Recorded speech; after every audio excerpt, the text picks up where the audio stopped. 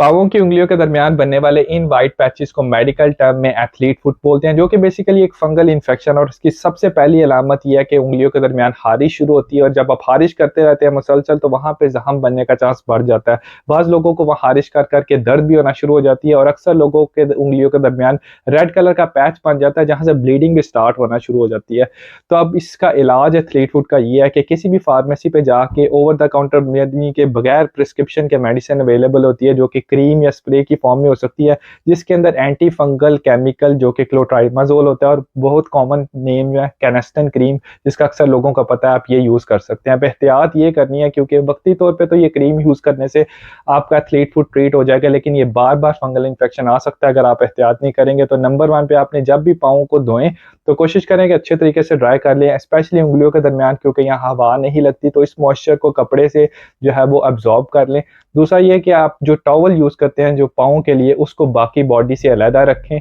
तीसरा, अगर गर्मियों में कहीं बाहर जा रहे हैं और बंद जूते आपने पहने हैं तो कोशिश करें कि एक्स्ट्रा जुराबों का पेयर अपने पास रखें, कॉटन की जुराबें यूज़ करें।